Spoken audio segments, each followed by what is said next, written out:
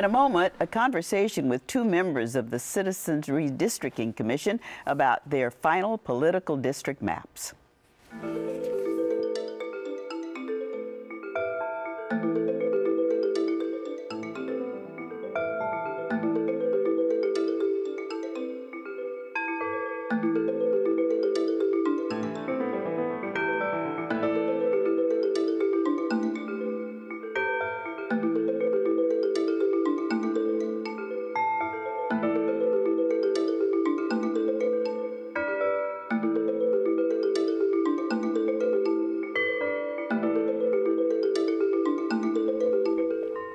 In an effort to put an end to political gerrymandering, Californians voted twice to take the work of drawing political boundaries out of the hands of elected representatives.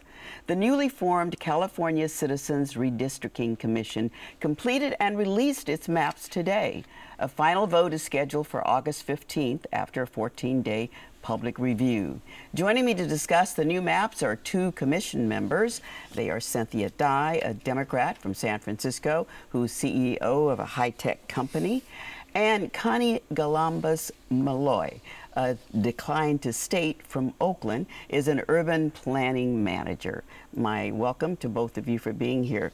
Cynthia, we'll start with you. Explain how the Commission's process of drawing lines differs radically from what we had before us before. Well, for one, it's the first time the public's actually had a seat at the table. It was completely open and transparent. All of our meetings were live streamed, so anyone could see it, what we were doing, and all of our decisions about the maps.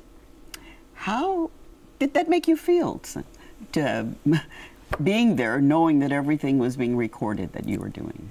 Well, much as you have, you get used to it. I think you get to a point where you tune it out and you focus on the task at hand. And in a way, it has been rather freeing to know that there's nothing going on behind closed doors. There are no secrets as to how we've conducted ourselves as a commission, and every piece of information that went into creating the maps is publicly available. Why did you decide that this was a way you wanted to spend your time, that you wanted to do this kind of public service? Well, it's an opportunity part of history. This is the very first kind of independent redistricting effort that was really done this way, uniquely Californian way. How emotional did the discussions get? You're all strangers, all coming together, representing Republicans, Democrats, and Independents. So how did it work in the room when you, well, this wasn't a secret room anywhere. People could watch you do it. Well, we got to know each other fairly well. Not only were we spending 12-hour days in meetings, we were going late into the night with public hearings where we had hundreds of individuals there giving testimony. We were on the road together, traveling all over California. And all of that contributed to an environment where, although we're a diverse group, we were able to have lively, principled debates where we sometimes agreed and other times we disagreed, but we always learned from each other. Was it ever personal? We all brought our personal and professional experiences to bear on the task at hand, but we really did see ourselves as representatives of the entire state of California, and thus really came not just representing our own city or our own region, but thinking of the best interests of all the people of California. This is a question for both of you. One critic says that whereas we had lines drawn by Republicans and Democrats before, that this commission considered race and culture as the dividing and the motivating thing behind its decisions. How do you respond to that? Well, we had to take race into account as one of many factors because we have to comply with the Federal Voting Rights Act, which prevents dilution of minority voting power. But it was certainly only one of many different factors we considered in trying to understand communities of interest around the state of California. Would you have any more comments to that? Sure. At the same time that we were considering race, we were looking at geography, we were looking at coastal districts and urban districts and mountain districts. We were looking at local economies. We were looking at what types of transportation people used, what was their housing stock like, what were their recreational activities. There were a number of different factors, and they were all defined by the local communities that helped us identify the communities of interest that most mattered in terms of fair and effective political representation.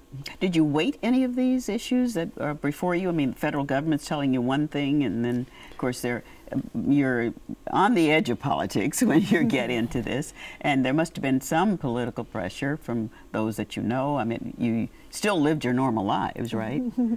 Well, that's debatable. Tell us about that. I mean, how many hours? How hard was this? I have, essentially, this was all-consuming. We have put our personal and professional lives on hold. I have toddlers that I need to get reacquainted with when I go back home because we were on the road. When we weren't on the road, we were reading tens of thousands of public comments. We were, preparing documents. We were hiring and managing staff, trying to learn how to run a government agency in 8 months. So there was no time. Had either of you ever done anything like this before? It's a pretty unique experience. We have a startup government agency. One of the things that was very funny at the beginning is they said normally takes about a year to start up a government agency. You have 8 months to finish your task.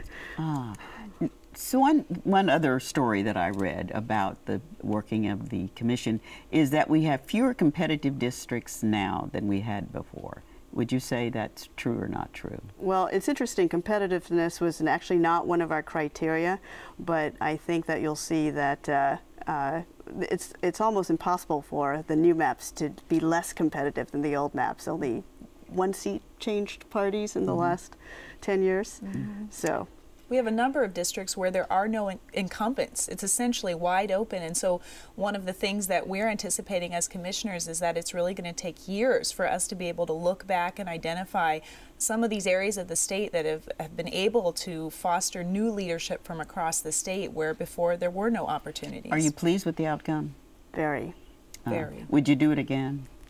In a heartbeat. Absolutely. Well, anyway, you are pioneering women, and your commission is 14 people, and all of you had to get a majority of a supermajority of the 3 different groups that were there, and you managed to do that. What was the final vote? The final vote on the Assembly, Senate, and Board of Equalization were 13-1, and the final vote on Congress was 12-2. All right. My thanks to both of you for giving us a peek behind the scenes here. Our pleasure. Thank you for having us. That's been the hearings that were held in the public.